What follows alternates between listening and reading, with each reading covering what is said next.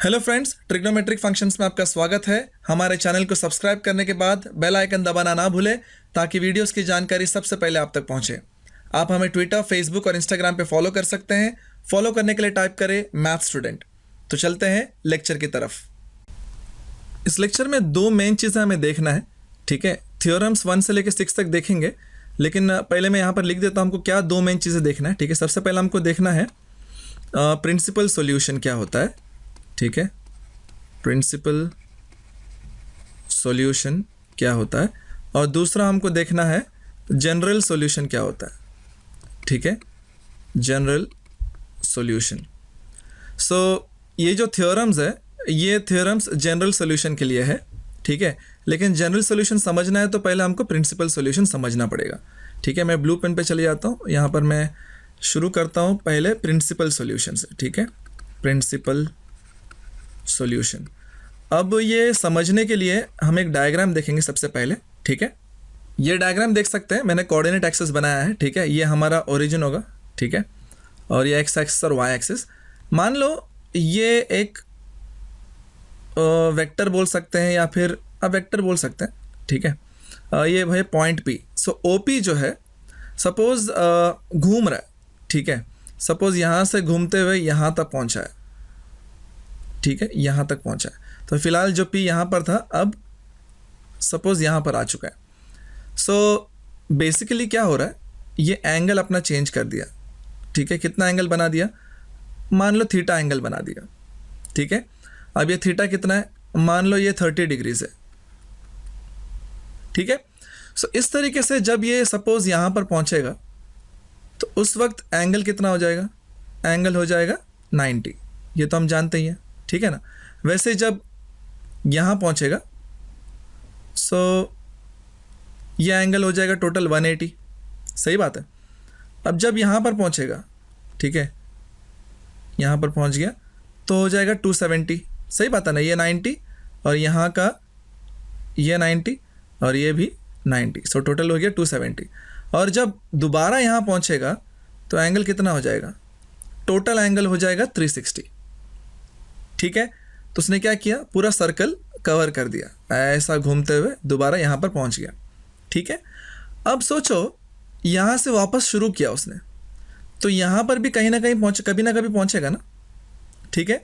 तब वो एंगल कितना होगा, टोटल 360 हो गया और दोबारा 30 डिग्रीज। सो टोटल कितना हो गया, टोटल हो गया 360 + 30, 390 डिग्रीज। यानी कि एंगल बढ़ गया लेकिन पोजीशन वही है, ठीक है। वो एक बार जो है पूरा सर्कल मार के आ गया और फिर से 30 डिग्रीज चला गया तो यहाँ पर पहुँच गया। सोचो 2 सर्कल मार लिया, यानी कि 360 + 360 कितना हो गया 720, और दोबारा 30 डिग्रीज ऐड कर दो तो दोबारा उसी जगह पे पहुँचेगा, है ना।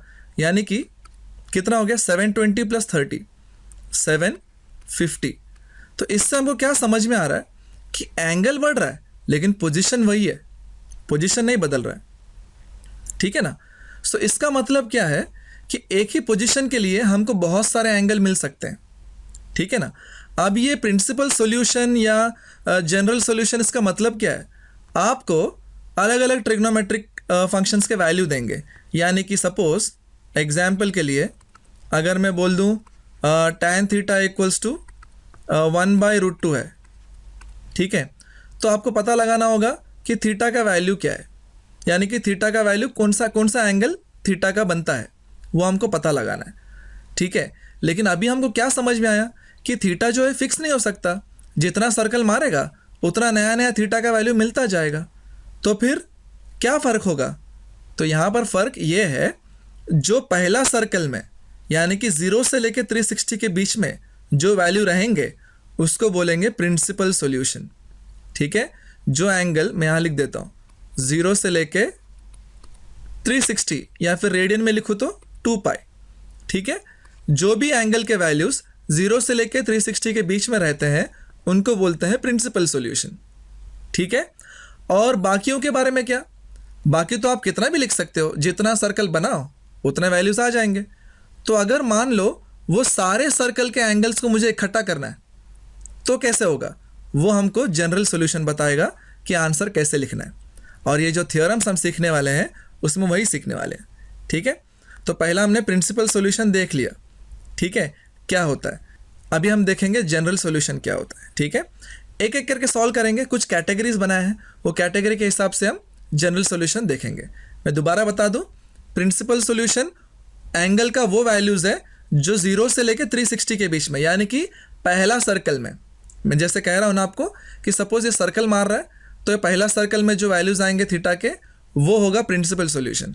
और पहला सर्कल के साथ साथ और भी सर्कल के एंगल्स वैल्यूज़ चाहिए थीटा के, तो वो सब कहाँ पर आएंगे, जनरल सॉल्यूशन में। ठीक है, तो शुरू करते हैं पहला थ्योरम के साथ। सो थ्योरम 1 कहता है कि the general solution of sine theta equals to sine alpha is theta equals to n pi plus -1 power n multiplied by alpha where n belongs to integer. So दिखने में काफ़ी ज़्यादा mathematical लग रहा है, लेकिन काफ़ी आसान है समझने में। ठीक है, मेरे साथ बने रहिएगा। देखो मैंने यहाँ पर जो डायग्राम बनाया ये हमको हेल्प करेगा। ठीक है, तो सबसे पहले मैं ओरिजिन बता देता हूँ। ठीक है, ये ओरिजिन है हमारा। ठीक है, कहते हैं कि साइन थीटा जो है साइन अल्फ़ा होगा, तो हमको जनरल सॉल्यूशन निकालना है, यानी कि थीटा का वैल्यू क्या क्या हो सकता है ये हमको बताना है। पहले तो देख के ही मालूम पड़ जा रहा है। क्या मालूम पड़ रहा है, थीटा का वैल्यू अल्फ़ा है। ठीक है ना, जब साइन थीटा और साइन अल्फ़ा इक्वल दिया है, यानी कि थीटा का वैल्यू अल्फ़ा है, पहला वैल्यू मिल गया।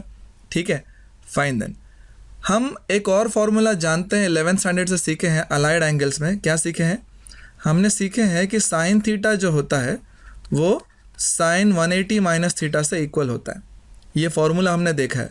इसका मतलब क्या हुआ, अगर साइन दिया हो तो उसके लिए थीटा और पाई माइनस थीटा ये दोनों फ़र्क नहीं करता, यानी कि थीटा रहे या पाई माइनस थीटा रहे, दोनों भी साइन के लिए सेम वैल्यू देगा। ठीक है, यानी कि क्या, अगर मान लो थीटा 30 डिग्री से, सपोज मान लो ये 30 डिग्री से, ठीक है, तो साइन 180 माइनस थीटा यानी कि 180 माइनस 30 कितना हो गया, साइन 50, साइन 150। तो साइन 150 जो है यहाँ पर मैं बना देता हूँ।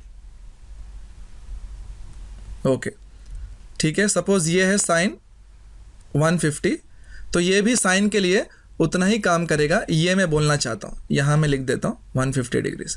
ठीक है, मैंने डिग्रीज में लिखा है। फाइन। देन ये तो होना ही था, क्योंकि हम ये भी जानते हैं, यहाँ पर लिख देता हूँ मैं, कि ये जो फर्स्ट क्वाड्रेंट है, यहाँ पर याद है स्कूल में सीखे थे, यहाँ पर सारे ट्रिग्नोमेट्रिक फंक्शंस पॉजिटिव होते हैं, तो साइन भी तो उनमें से एक है, तो साइन को यहाँ पर पॉजिटिव होना ही है। एक और चीज़ याद है, ये वाला सेकेंड क्वाड्रेंट जो है, ये साइन और कोजेक ये दोनों जो है यहाँ पर पॉजिटिव होते हैं। तो यानी कि साइन का जो वैल्यू है, पहला क्वाड्रेंट और दूसरा क्वाड्रेंट दो जगह पॉजिटिव होता है। तो इसका मतलब ये हुआ कि थीटा के भी दो वैल्यूज़ आना बनता है। ठीक है, एक अगर सपोज थीटा 30 डिग्री से, दूसरा क्या हो जाएगा, पाई माइनस थीटा यानी कि 180 माइनस 30, 150 डिग्रीज। ठीक है ना, तो ये तो मैंने एक एग्जाम्पल लिया है। हम यहाँ पर दोबारा आ जाते हैं थ्योरम में। एक तो हमको मालूम पड़ गया कि थीटा का वैल्यू अल्फ़ा है। ठीक है, हम ये भी जानते हैं, ये जो फॉर्मूला यहाँ पर दिया उससे क्या जानते हैं, साइन अल्फ़ा और साइन 180 माइनस अल्फ़ा ये दोनों तो इक्वल है, यानी कि जो जो अल्फ़ा वैल्यू लेगा, जो जो साइन के लिए अल्फ़ा वैल्यू देगा, साइन के लिए पाई माइनस अल्फ़ा भी वही काम करेगा। यानी कि इससे क्या समझ में आया, थीटा का वैल्यू अल्फ़ा भी हो सकता है, पाई माइनस अल्फ़ा भी हो सकता है। ठीक है, हमको दो वैल्यू मिल गए, पहला क्वाड्रेंट का अल्फ़ा, दूसरा क्वाड्रेंट का पाई माइनस अल्फ़ा। ठीक है, ये तो हो गया पहला सर्कल का बात, है ना। ये मान लो ऐसा ये घूमते हुए यहाँ तक पहुँच गया, चलो पहला सर्कल बन गया, 360 डिग्रीज ख़त्म, यानी कि 2 पाई, एंगल 2 पाई ख़त्म। ठीक है, अभी नया एपिसोड चालू हो जाएगा, एक नया स्टोरी शुरू हो जाएगा। दोबारा जब शुरू होगा, दोबारा ये 30 डिग्रीज के पास पहुँचेगा, तो दोबारा साइन का वही वैल्यू मिलेगा। सही बात है, यानी कि अल्फ़ा का वैल्यू क्या होगा, एक स्टोरी ख़त्म, यानी कि पूरा 360 डिग्री घूम गया, उसके बाद दोबारा एक अल्फ़ा एंगल हो जाएगा, तो 2 पाई प्लस अल्फ़ा, साइन का वैल्यू दोबारा वही मिलेगा। अब जब ये यहाँ से यहाँ तक पहुँचेगा, ठीक है, कितना हो जाएगा, यहाँ तक 2 पाई था, दोबारा एक 180 यानी कि दोबारा एक पाई, तो टोटल कितना हो गया, 3 पाई। अब यहाँ पर आने के लिए अल्फ़ा को हमको 3 पाई से माइनस करना पड़ेगा। ठीक है, बता दो दोबारा, यहाँ पर पहुँच के हमने पाई से माइनस किया था, राइट। ये देखो यहाँ पर पाई से माइनस किया था। अब थीटा जो है वो 2 पाई प्लस अल्फ़ा हो चुका है, ठीक है। तो अभी ये वाला पोजीशन आने के लिए, यानी कि ये पोजीशन आने के लिए क्या करना पड़ेगा, हमने पहले क्या किया था, पाई तक गए और पाई में से 30 माइनस किए। ये जो एंगल है ना, ये एंगल उल्टा, ये 30 डिग्रीज है, ठीक है। क्या किए, 180 में से 30 माइनस किए। तो अभी दोबारा यहाँ आना है एक सर्कल घूमने के बाद, तो क्या होगा, 2 पाई यहाँ पर ख़त्म हुआ, एक घूम के दोबारा एक पाई, यानी कि 3 पाई, 3 पाई माइनस अल्फ़ा, यस 3 पाई माइनस अल्फ़ा। अब हो गया 2 सर्कल की बात, करेक्ट ना। यानी कि ये जो वैल्यूज़ है सर्कल के हिसाब से आ रहा है, ठीक है ना। यहाँ लिख देता हूँ मैं नंबर ऑफ सर्कल्स।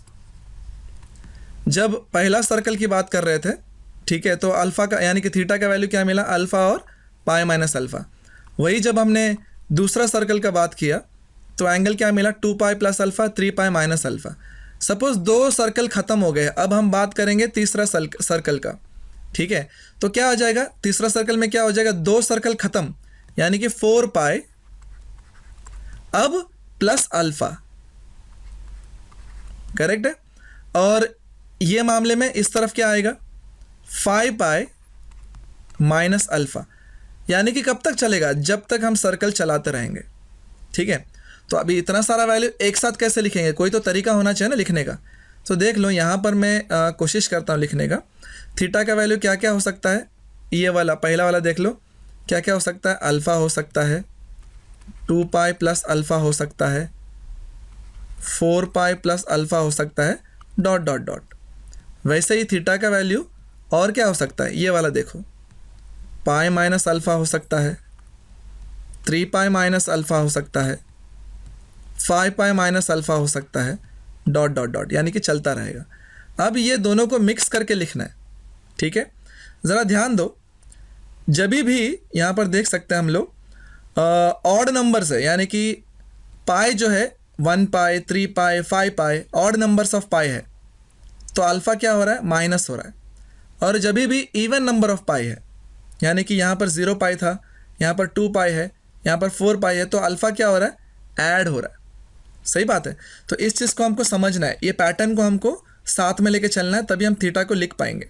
तो मैं यहाँ लिख देता हूँ, ठीक है। कैसे लिखेंगे, n पाई, यानी कि n जो है अगर ऑड हुआ तो अल्फ़ा क्या होगा, माइनस होगा, ठीक है। अगर n इवन हुआ तो अल्फ़ा क्या होगा, प्लस हो जाएगा।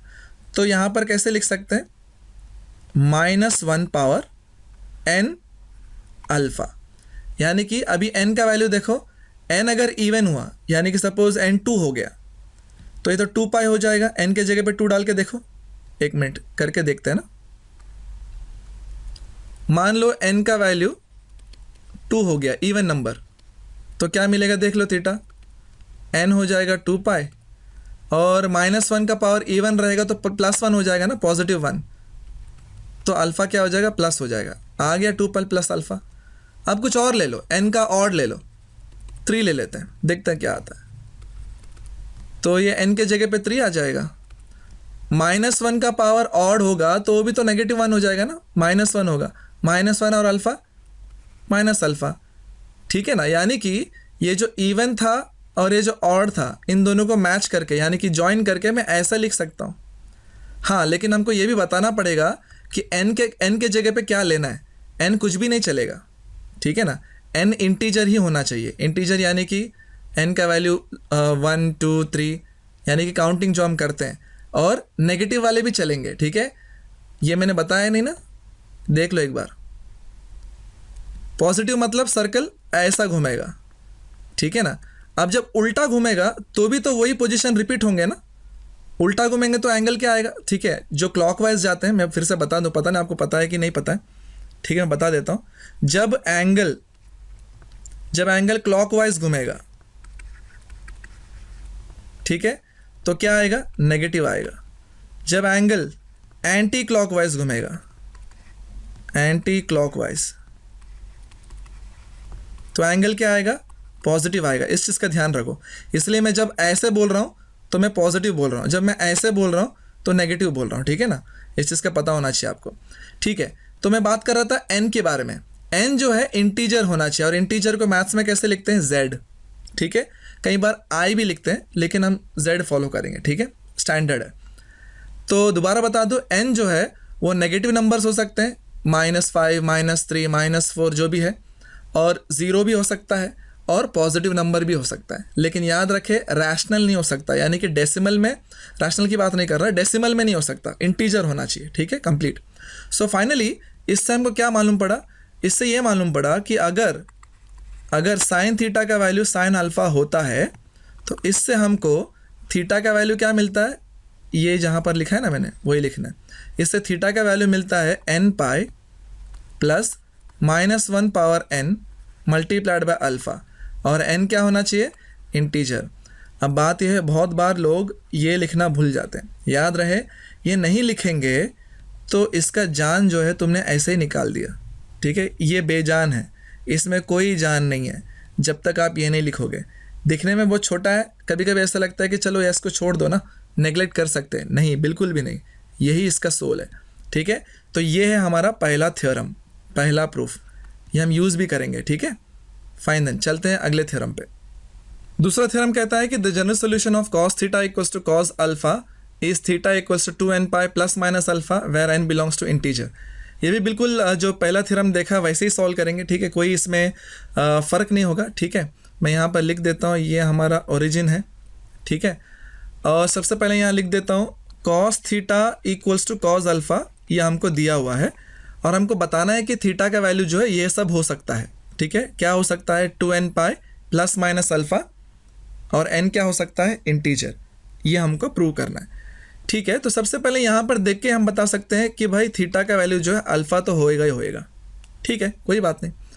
और हमने ये भी देखा है कि cos थीटा कहाँ कहाँ पॉजिटिव होता है। ये पहला क्वाड्रेंट तो सभी के लिए पॉजिटिव होता है ना, ये हमने पहले से सीखा हुआ है, ऑल सिल्वर टी कप्स ऐसे करके, यानी कि यहाँ पर cos थीटा भी पॉजिटिव होगा, ठीक है। तो मान लो ये एंगल है अल्फ़ा, ठीक है, और cos जो है ऑब्वियसली पॉजिटिव होगा, cos अल्फ़ा तो पॉजिटिव होगा ही, ठीक है। और कहाँ पॉजिटिव होता है cos, फोर्थ क्वाड्रेंट में, फोर्थ क्वाड्रेंट में पॉजिटिव होता है, यानी कि माइनस अल्फ़ा। याद रहे, मैं क्लॉकवाइज लूँगा तो एंगल नेगेटिव लूँगा, ठीक है, इस चीज़ का ध्यान रहे। फाइन, ये हमको पता भी होना चाहिए, वैसे एंटी क्लॉकवाइज जो है पॉजिटिव एंगल होता है, क्लॉकवाइज नेगेटिव एंगल होता है। तो यानी कि cos अल्फ़ा पॉजिटिव होगा और cos माइनस अल्फ़ा वो भी पॉजिटिव होगा, और दोनों ही एंगल cos के लिए वही काम करेंगे, यानी कि उतना ही वैल्यू देंगे जो आपको यहाँ पर मिल रहा है, वही वैल्यू आपको यहाँ पर मिलेगा। तो ये हमने अलाइड एंगल्स में सीखा भी है, मैं यहाँ लिख देता हूँ फॉर्मूला। क्या सीखा है,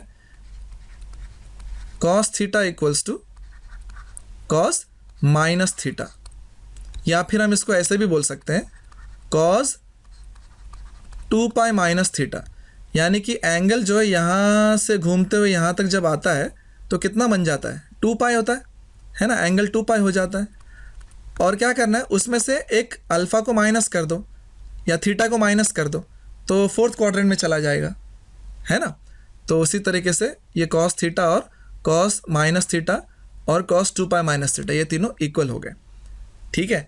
सो यहाँ पर चलते हैं। अभी यहाँ देखो, जब हम ये जान गए हैं कि cos theta equal to cos alpha होता है, तो थीटा का वैल्यू अल्फ़ा हो सकता है।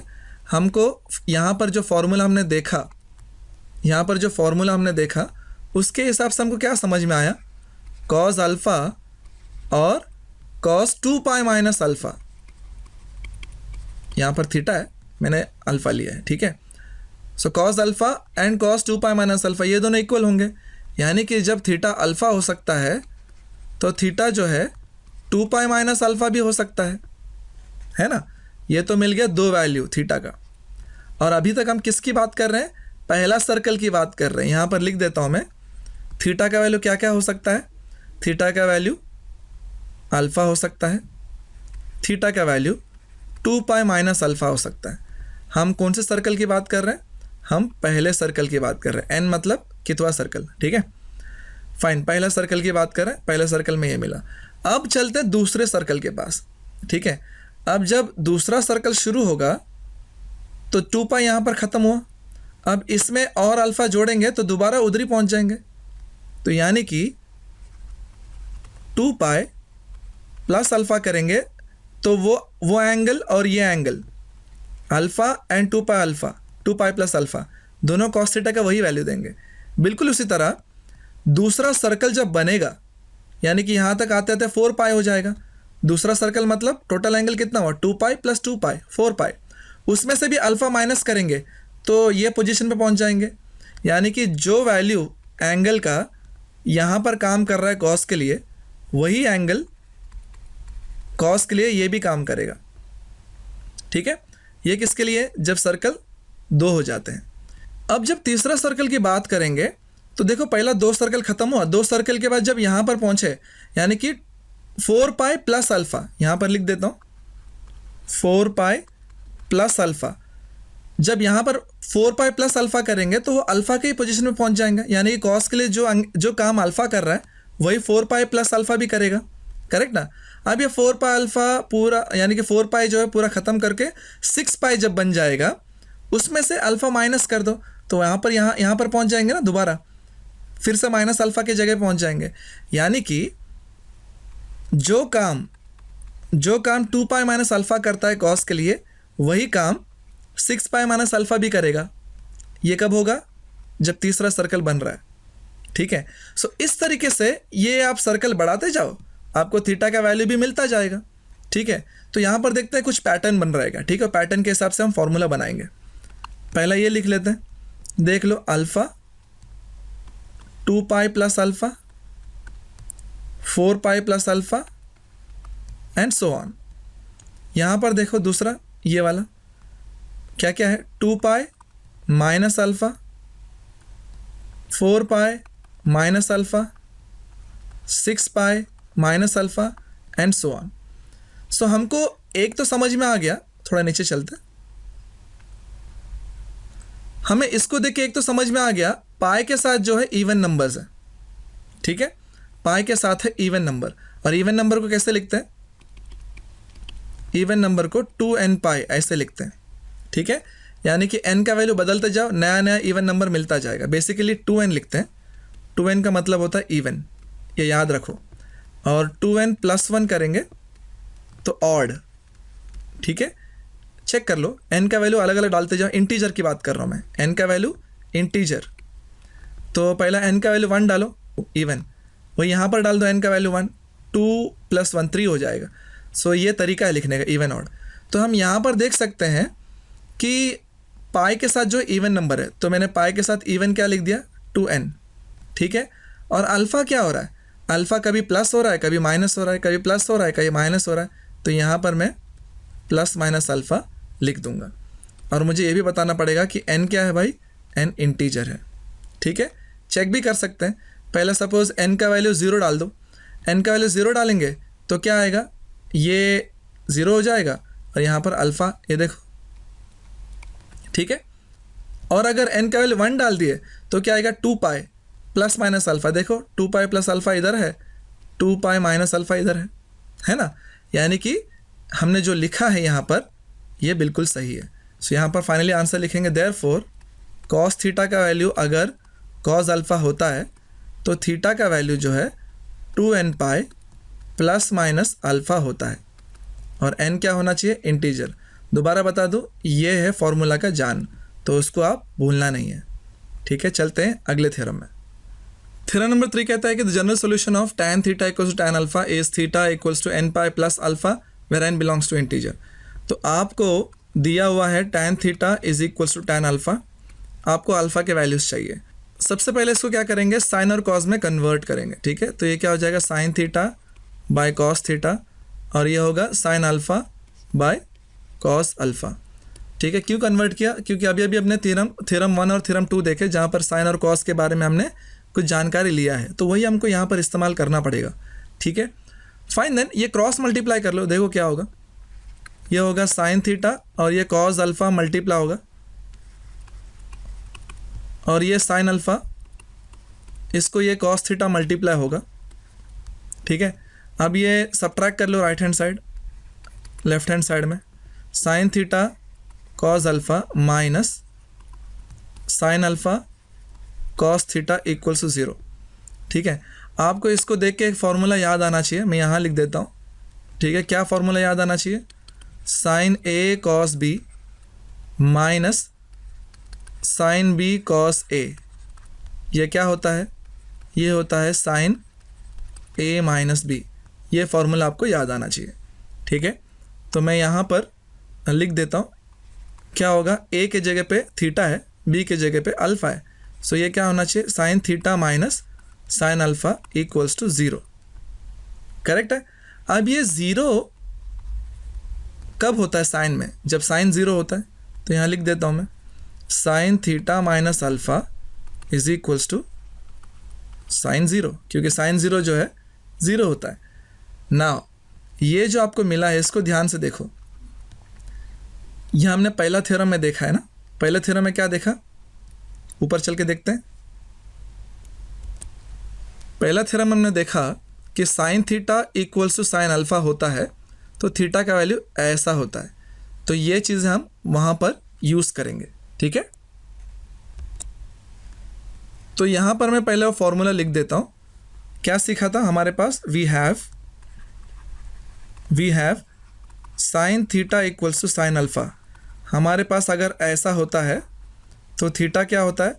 थीटा होता है n pi plus minus 1/n into alpha, और n क्या होता है? इंटीजर। ये फार्मूला हमने थ्योरम नंबर 1 में देखा है। तो थोड़ी देर के लिए इसको, यानी कि ये जो एंगल है इसको मान लो थीटा है, और ये जो 0 है मान लो ये अल्फ़ा है। ठीक है, तो फार्मूला कैसे अप्लाई करेंगे देखो, उसके हिसाब से मैं ब्लू पेन से सॉल्व करता हूँ। सो जो हमारा थीटा हमने जिसको सोचा है, थीटा माइनस अल्फ़ा, यहीं पर लिख देता हूँ मैं, थीटा के जगह पे थीटा माइनस अल्फ़ा। ठीक है, n पाई प्लस ये क्या होगा? Minus 1/n into alpha. Alpha क्या है हमारा? ये देखो, अल्फ़ा तो 0 है। ठीक है, सो यहाँ पर मैं 0 लिख दूंगा। करेक्ट। तो हमारा थीटा जो है थीटा माइनस अल्फ़ा है, और हमारा अल्फ़ा जो है 0 है। राइट, इसके हिसाब से। ठीक है, थीटा की जगह पे ये था, अल्फ़ा की जगह पे 0 था। तो जहाँ पर थीटा है मैंने ये लिख दिया, जहाँ पर अल्फ़ा है वहाँ मैंने ये लिख दिया, और साथ में मुझे n के बारे में तो लिखना ही है। ठीक है, n बिलोंग्स टू इंटीजर। ना अभी देख लो क्या होगा? थीटा माइनस अल्फ़ा, अब 0 जब इसके साथ मल्टीप्लाई हो रहा है, ये प्लस हो या माइनस हो क्या फ़र्क पड़ता है? 0 ही होगा। ये होगा n पाई, और n क्या है? इंटीजर है। अब ये जो अल्फ़ा है ऐड कर दो, तो क्या हो जाएगा? n pi plus alpha, n belongs to integer. So इससे क्या मिला?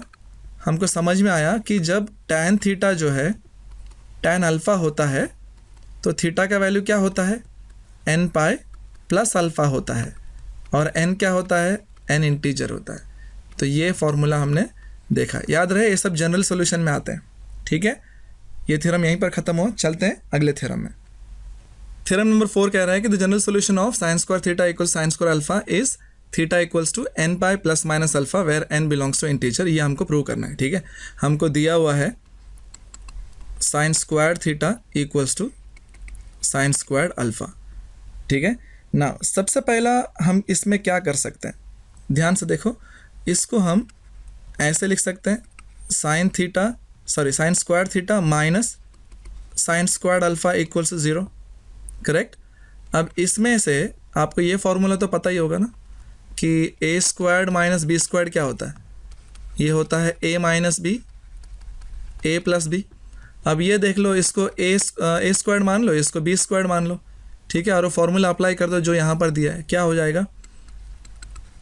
a minus B multiplied by a plus B equals to 0। सही बात है। अब ये क्या होगा देखो, sine theta minus sine alpha. Correct, factors है ना, ये और ये दोनों फैक्टर्स हैं, और मल्टीप्लाई होकर 0 है। इसका मतलब क्या है? या तो ये 0 है, या तो ये वाला फैक्टर 0 है, तभी तो मल्टीप्लाई होकर आंसर 0 आया ना। ठीक है, या तो ये 0 है या तो ये 0 है। ठीक है, या फिर दोनों 0 है, ऐसे भी हो सकता है। लेकिन इससे क्या मिला? इससे देखो क्या मिला, sine theta equals to sine alpha मिल गया। सही बात है, तभी तो ये ज़ीरो आया माइनस होके। और यहाँ से क्या मिला, sine theta equals to minus sine alpha मिला, तभी तो ये ज़ीरो आया। अब जो हमने थ्योरम नंबर 1 में सीखा है, ठीक है, मैं दोबारा यहाँ पर लिख देता हूँ, ठीक है। वी हैव, हमारे पास क्या है, sine theta equals to sine alpha हुआ, तो उससे हमको क्या मिलता है, उससे हमको थीटा का वैल्यू मिलता है n pi plus -1 power n multiplied by alpha where n belongs to integer. ठीक है, ये रूल हमने सीखा है, तो ये अभी यहाँ पर अप्लाई करेंगे।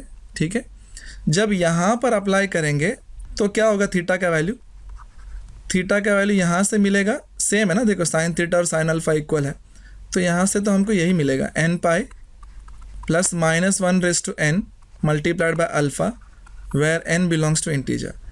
और यहाँ से देखो क्या मिलेगा, यहाँ से, अच्छा सबसे पहले देखो ये इसको थोड़ा अलग तरीके से लिख देते हैं, यानी कि साइन थीटा इक्वल्स टू, अब ये माइनस साइन अल्फ़ा को कैसे लिखेंगे, हमने अलाइड एंगल में एक और फार्मूला सीखा है, यहाँ पर लिख देता हूँ, sine minus theta equals to minus sine theta, यानी कि अगर माइनस साइन थीटा हो तो उसको हम साइन माइनस थीटा लिख सकते हैं।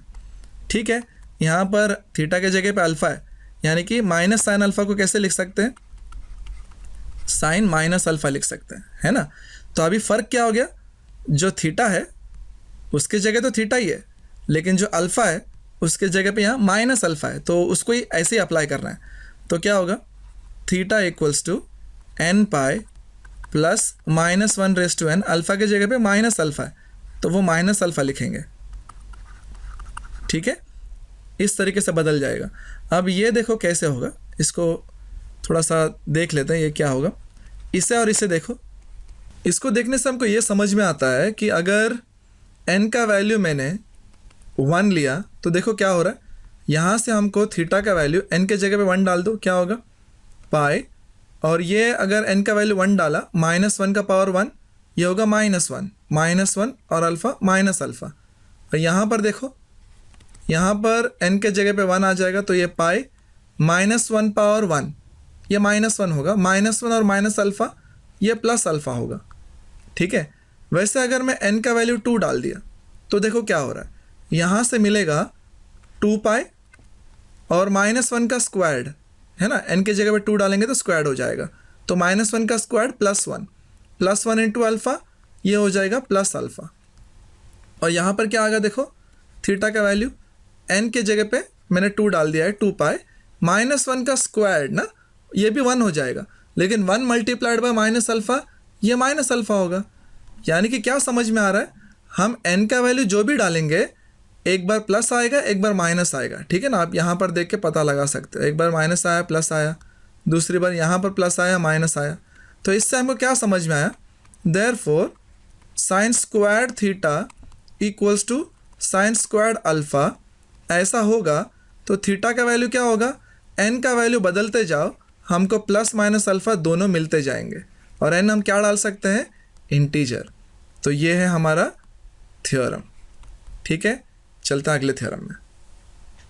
थ्योरम नंबर 5 कहता है कि the general solution of cos square theta equals to cos square alpha is theta equals to n pi plus minus alpha where n belongs to integer. Fine, आपको दिया हुआ है cos square theta equals to cos square alpha, आपको prove करना है कि theta जो है n pi plus minus alpha होता है। तो सबसे पहले यहाँ पर कुछ फॉर्मूला यूज़ होंगे जो आपको पता होना चाहिए। आपने डबल एंगल से सीखा होगा कि cos 2 थीटा क्या होता है, cos 2 theta 2 cos square theta -1 होता है। वैसे ये तो और भी 4 एक्चुअली टोटल 4 फॉर्म्स है, उसमें से मैंने सिर्फ ये वाला फॉर्म चूज़ किया है क्योंकि मुझे यूज़ करना है यहाँ पे। तो यहाँ से मुझे 2 cos स्क्वायर थीटा क्या मिलेगा, मुझे मिलेगा 1 प्लस cos 2 थीटा, यानी कि इसमें से cos स्क्वायर थीटा चाहिए तो 2 से डिवाइड करना पड़ेगा, तो ये क्या हो जाएगा cos 2 थीटा, ये तो 2 निकल जाएगा लेकिन इधर डिनोमिनेटर में 2 आ जाएगा। तो यहाँ पर हम देख सकते हैं cos स्क्वायर्ड को हम ऐसे लिख सकते हैं, है ना। तो यहाँ पर अप्लाई करना है ये फॉर्मूला को। ठीक है, चलो अप्लाई कर देते हैं। तो cos स्क्वायर थीटा के जगह पे ये आ जाएगा 1 plus cos 2 theta divided by 2, और यहाँ पर 1 plus cos 2 alpha divided bye 2। Fine, अब ये दोनों जगह 2 है, निकाल दो, कैंसिल आउट हो जाएंगे, बचेगा क्या 1 plus cos 2 theta equals to 1 plus cos 2 alpha. अब ये दोनों जगह माइनस है 1 है, ये दोनों सब्ट्रैक्ट कर लो, है ना, क्या हो जाएगा cos 2 theta equals to cos 2 alpha. Fine, अब यहाँ पर मैं आपको फॉर्मूला याद कराना चाहता हूँ जो हमने सीखा है। क्या सीखा है कि कॉस थीटा अगर कॉस अल्फ़ा होगा तो जनरल सोल्यूशन क्या होगा, theta equals to 2n pi plus minus alpha where n belongs to integer. ये थ्योरम हमने सीखा है, आपको याद है ना। फाइन, ये अभी यूज़ करेंगे, ठीक है।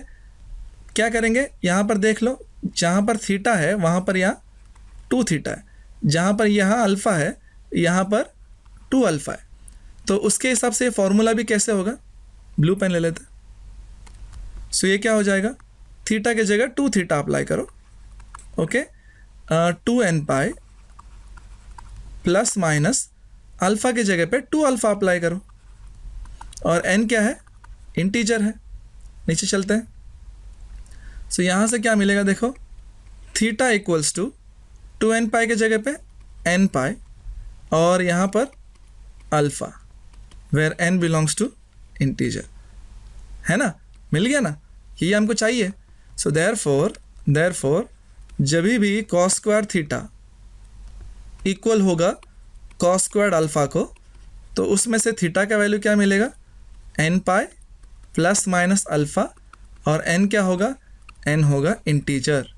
सो इस तरीके से हमको ये थ्योरम प्रूफ करना है, ठीक है। चलते हैं अगले थ्योरम में, आखिरी थ्योरम हमें प्रूव करना है। The general solution of tan square theta equals to tan square alpha is theta equals to n pi plus minus alpha where n belongs to integer.